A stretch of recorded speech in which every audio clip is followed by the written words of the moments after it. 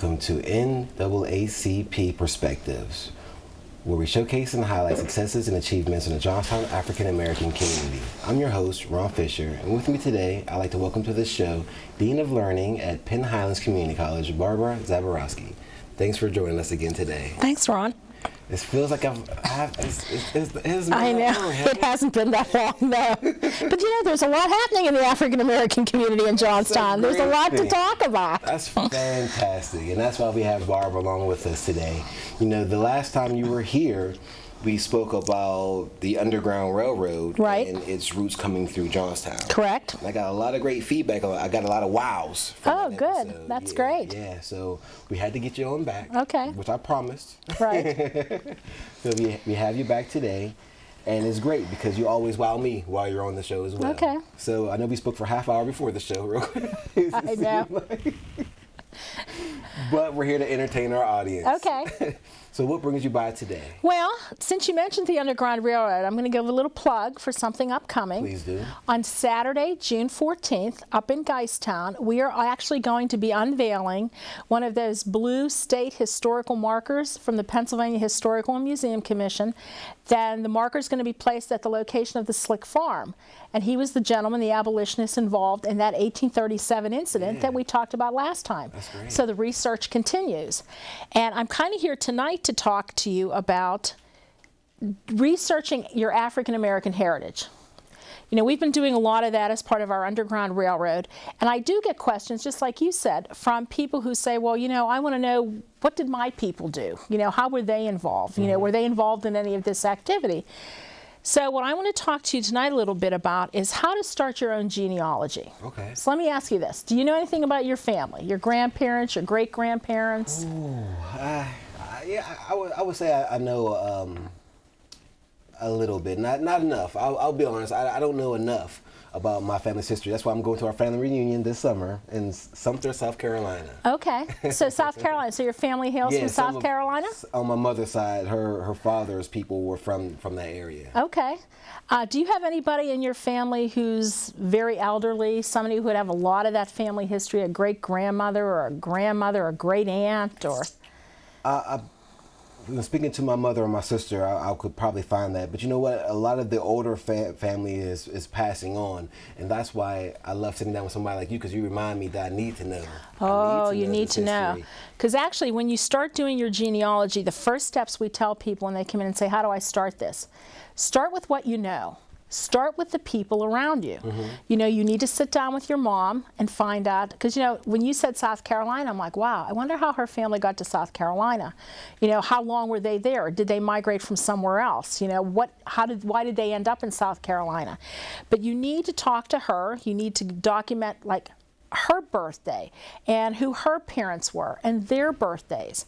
The other thing, too, I always tell budding genealogists is, don't only just talk about your mom, make a list of all of her sisters, all of their children, all of their husbands. You know, you need to do that on both your dad's and your mother's side. Now, you know, the trick is with your mom, you know, when you do genealogy research, women are tough. They're tough to track back because they get married and their names change. Okay. And that makes it like kind of tough to track women. I'm sure. So it's good to try and get all their maiden names recorded. You know, you want to know what was your grandmother's maiden name and what was her mother's maiden name. You know, it's sad when you said, oh, you know, some of the older members of the family are passing on. What a loss of a resource. And you're right. You know, when you're young, I was the same way. You know, my mother kept all that in her head. Like, she always knew Aunt so-and-so and Uncle so-and-so and how they were related. And they would tell us those stories when we were kids, but it doesn't mean anything to you when you're little. You know, it doesn't. You know, I was just telling my sister the other day, I said, you know, everybody's getting older, and it's going to be us who's going to have to organize these cookouts and these family reunions. Right. And I'm leaving it up to her because she knows more than I do about our family, which is it's sad to say, but once you get above like a great grandmother, I don't really know, you know, who's who, and I have so many cousins that I'm still learning about just in town that I didn't know. Right. And like I said, it's tough to do. Let me put it this way. It's easier when someone's alive who can tell you that information than having to try and dig it up and find it and authenticate it through just public records. So the sooner you can get anything written down, the better off you are. And like I said, every little bit counts. When you're doing online genealogy research, for instance, like I said, mothers are hard to track because women get married, they change their names. But if she had a brother, you might be able to get to your grandparents through her brother, through your uncle, because his name hadn't changed. That's why siblings become very important. It's important to find out who they are as well. The next step after you kind of get all that documentation and all those names and everything and birth dates and death dates, you want to start to look for real documentation, real hard proof. Because I know too, growing up, I'm sure your grandmother tells stories, and you wonder, is this really true? Did this really happen or not? And, were they really married? Or you'll find this really fantastic story about somebody from your past. Well, they'll have there's always a black sheep in the family. Somebody who was in prison, somebody who robbed somebody, somebody who was run out of town for some reason. There's always one of those characters, and they're actually kind of the fun ones to find in the family tree. I mean, it wasn't fun when they were doing it, but it's fun to find them. And to dig all that information up is really interesting. Like, why did they end up in prison? Or were they a traveling salesman and did they sell snake oil, to people? Or did they migrate west? I've learned through doing and helping a lot of people with genealogy, you always think your parents, or your ancestors, came to one place and stayed in one place. And I guess probably the most common thing we find is they were very mobile, probably as much or more so as we are today, because they followed the work. They would come into Johnstown, they'd work in the mines, they'd work in the mill. Let's say, it was a slower time, they weren't doing as well, they would move somewhere else. They would where they opened a new mine or to a new mill. You have in the South, you have the whole issue of migrant farm workers, who followed and moved from state to state when crops were in season. So they might be on one census in one state, 10 years later they're on a different census in a different state. So, how people traveled and moved back then is really interesting. So you want to look for good documentation. So what is good documentation? If you can get copies of birth certificates, baptismal certificates, death notices, or death records, like if you can get an actual death certificate. And it's funny because a little trivia in Pennsylvania, the state of Pennsylvania didn't start accumulating death records until 1906. Which seems like a long time ago today, but in the world of genealogy, it's pretty current, 1906. Yeah. So before 1906, you had to go to individual counties in Pennsylvania to find if someone died. So if you had a great-grandmother who died here in Cambria County in 1890, you're going to have to go to the county to look for that death record. The state didn't do that, and every state is different. That's the thing, too, that's interesting. They all collect and make different information available publicly. As I said, you go to the county, you can go up to the county courthouse, you can find that death record. If you want to deal with a state, you have to fill out a form. There's a fee involved. You have to send it to the Bureau of Vital Records. You have to wait for it to come back. You pretty much, when you do research like that at the state, you almost have to have an exact date of their death. Because, and not to say anything about the state of Pennsylvania, but I've sent requests saying, well, they died within this period. They never seem to find those people. If I give them an exact date, they find those, but they never really find the ones that are kind of in a date range. Don't give them too much work. Yeah, exactly. So, you're going to want to find really good records. Family Bibles are a great source of information. If you had an old family Bible, they typically wrote births and deaths and marriages in family Bibles. And I tell people, especially young people who maybe their grandparents have passed away and they're clearing out their house, they're getting rid of old stuff. Watch for those family Bibles, because they often wrote all that information in there, and again, that saves you a lot of steps from trying to find that information and recreate it. The other place too to check is funeral homes. Now this is kind of a little offbeat. It's not a traditional research path, but I've had great success with funeral homes, and here's why. Funeral homes, especially like in town here, like Henderson's is a very old funeral home. They actually have a lot of the records from the 1889 flood dead. They tend to keep records forever. They never get rid of records, funeral homes. Funeral homes are the organization that pretty much send a lot of the information for the death notice and the obituary in the newspaper. So I've gotten, in doing my own ancestry, funeral records where they've told me how much they paid for a casket, who filled out the paperwork, who provided the information on the deceased. You know, like what was their name, what were their parents' names, where did they come from. They're very valuable records, and a lot of people don't think to go to a funeral home and ask, Yeah, here, I wouldn't. Right, but if you've ever had someone pass away, you go to a funeral, they collect all kinds of information from you. So funeral home records are a great source. Military records. Now, military records are becoming more commonplace, like they're making more of those available publicly on databases, simply because it's government information. You know, if they served in the military, and government records are typically made public much sooner than private records are. So, you know, military records. Right now, in 2014, we're going to be commemorating the 100th anniversary of World War I. Well, the state of Pennsylvania has all the World War I draft cards available on their state website. So what does a World War I draft card tell you? Well, all the young men went and signed up for the draft. They may not have served, but they all had to register for the draft. It gives really interesting information, where they were working at the time, who their father was, what their height was, their hair color, their weight. I mean, some personal information about you to kind of figure out, you know, you'll find like you're fairly tall, but you might find out your grandfather, who was in World War I, was only 5'8", and you're like, how can I be so tall when he was only 5'8"? You know, it's kind of interesting to see that. So military records, they'll tell you where they served, they'll tell you when they came back, they'll tell you when they were mustered in and mustered out. The other thing, and then the final record, is cemetery records. Of course, you know, a record of the burial. Now, in Johnstown, and typical of most places, you have public cemeteries like Grandview Cemetery. You have religiously affiliated cemeteries, like most of the Catholic churches have cemeteries associated with them. And then you have private family cemeteries. Have you ever driven down a highway and you'll look over into this farm field and there's a little clump of trees with like 5 little tombstones on it? You know, there's private family cemeteries. Now, local historical societies and genealogy societies, they usually have members who go out and do a pretty good job of going out and trying and getting information off those tombstones. So, you know, you might be able to find information out, because some of those older tombstones, you know, they wear away over time. But fortunately, some genealogists at some point probably went out and did a rubbing of that tombstone, and there is some kind of an index for those. But cemetery records are really good ways to find out and connect your relatives.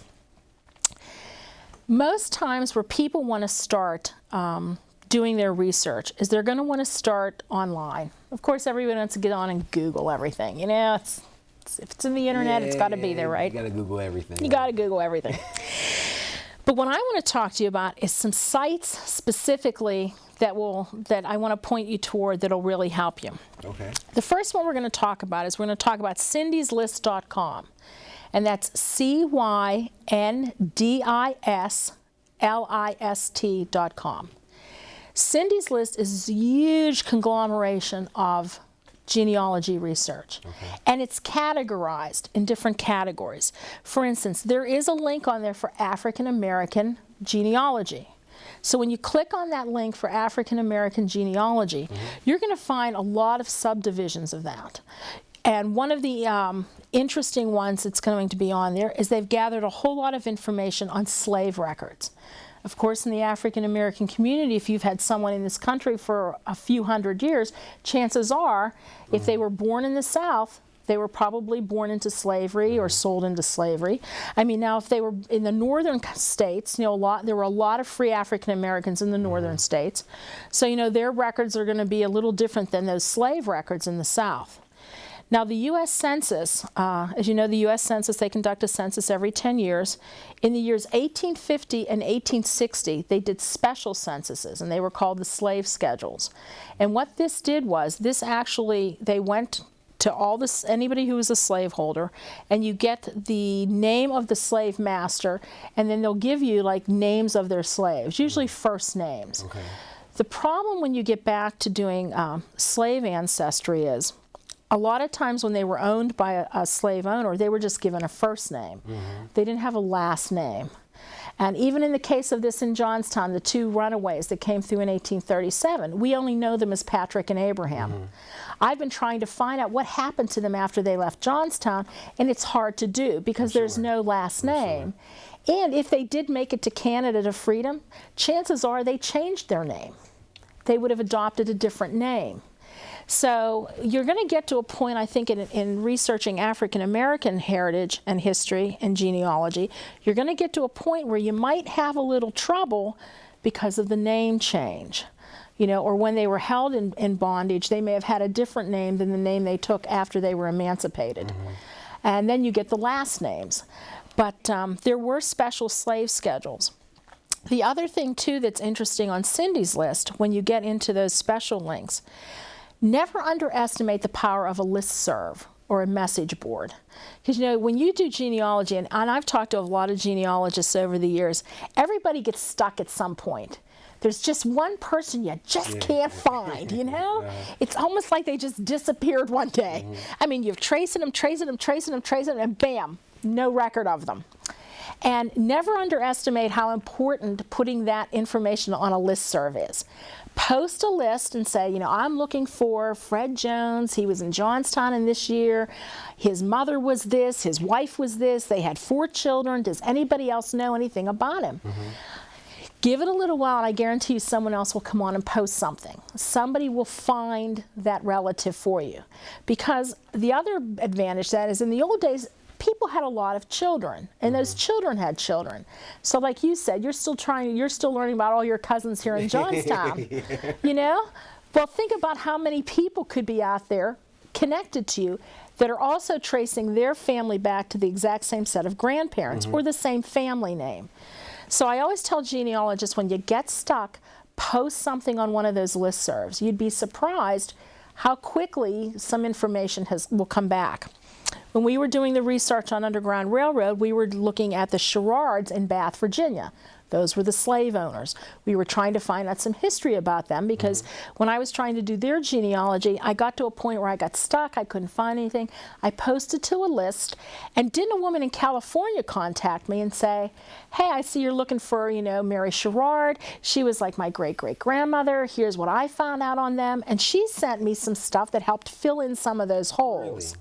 So you never know, like I said, who's out there looking for the same people you're looking for. That's interesting. So I tell people, please post to those lists and post to those boards. It's really important if you get stuck. So Cindy's list, like I said, she's got a lot of resources gathered. What's nice about it, it's easily searchable. It's very well categorized, so you can pick and choose what you're really looking for. You don't have to weed through a lot of things. The second site I want to talk to you about real quick is called FamilySearch.org. It's all one word, FamilySearch.org. This is a website that is maintained by the Church of Jesus Christ of Latter-day Saints. Okay. And they have in Provo, Utah, and this is part of the tenet of their religion, of being a Mormon, they have gathered in Provo, Utah, in this massive storage facility, millions of rolls of microfilm, of records from all over the world, genealogy records. And I would love to go there someday and see this for real, because I know genealogists have gone there, and this is just like overwhelming to them because there's so much there. But because they have locations all over the world, they have gone and gathered up all of these genealogy records from churches, from cemeteries, from other family histories. And apparently at this site in Provo, there are even interpreters there. You know, if you have to read Old Polish or Middle German or Old English, they will help you read and transcribe records.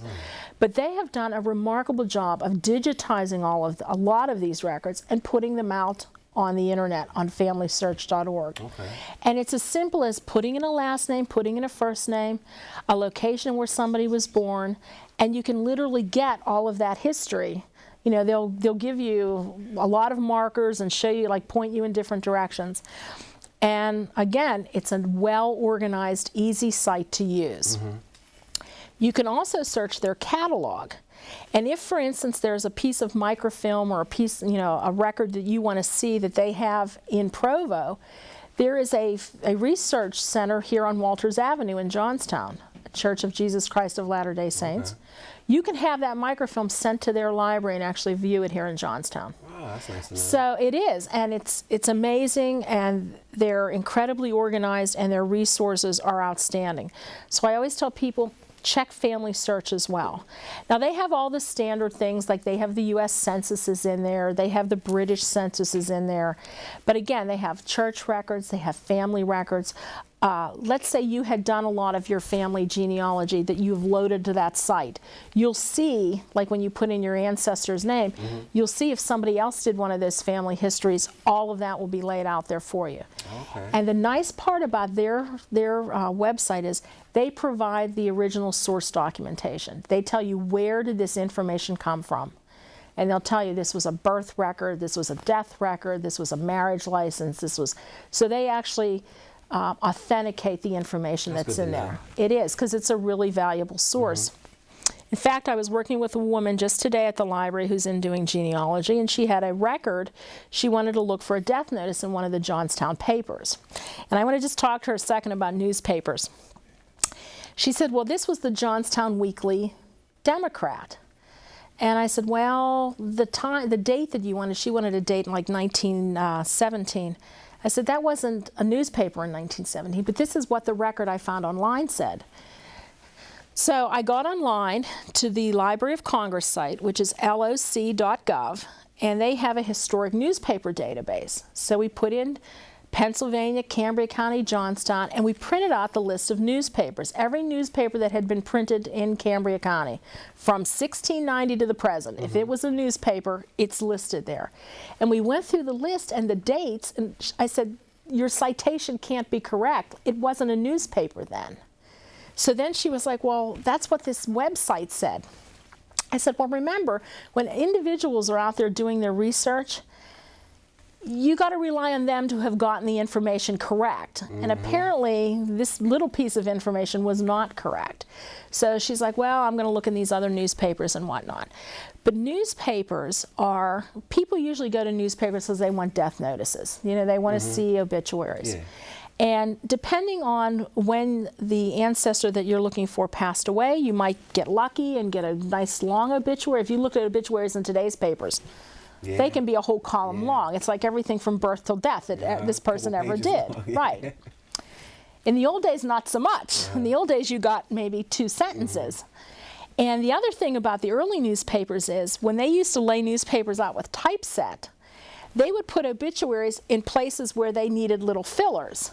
So there isn't a column called obituaries in like the really early papers. You have to literally look through every page of the paper to see where one of those little obituaries would have been dropped in to fill a space on a page. Oh, that makes it tough. It does make it tough, especially if all you have is a year. I always tell people, when you finally pass away and you get that tombstone, that beginning year and end year does nothing for me. I want a month, day, and year, so put your month, day, and year on, because you never know who's going to come looking for you someday. You want that month, day, and year. Because to just have a year would mean I have to sit and go through every day of the paper if I'm looking for your death notice. It becomes long and tedious. It does, but newspapers, people always want to look, they're looking for stuff in newspapers and stories. As I said, the Library of Congress has a great website. It's called Historic Newspapers. They've been digitizing and putting newspapers out there for every state in the Union. Pennsylvania has a nice collection of newspapers out there, and they're all keyword searchable. So you can just put in a keyword and have it search all the Pennsylvania newspapers, which is nice. Because remember, keep in mind, as our ancestors moved around, you may find something about them somewhere else. So, as I said, FamilySearch.org is a great one, well organized, has a lot of information. The next one I want to talk to you about is RootsWeb.com. And it's ROOTSWEB.com. And again, it's a compilation of a lot of genealogists putting their personal information into RootsWeb. It's got a lot of message boards. It's got a lot of listservs. It's got a lot of places where you can post and check and see, has somebody else been looking for your ancestor? And it, again, is a good resource. People will point you in other directions and tell you where to go.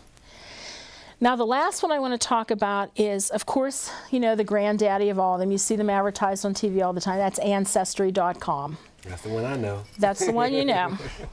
The trick with Ancestry is Ancestry, of course, you have to subscribe to Ancestry. Sure. It's paid for. Yeah. The other websites that we talked about, they're free. That's you good know, to know. you don't have to pay for those. But Ancestry you do have to pay for. Now, a lot of public libraries, the community college library as well, we provide Ancestry free. So if you come up to the library, you can get on for free.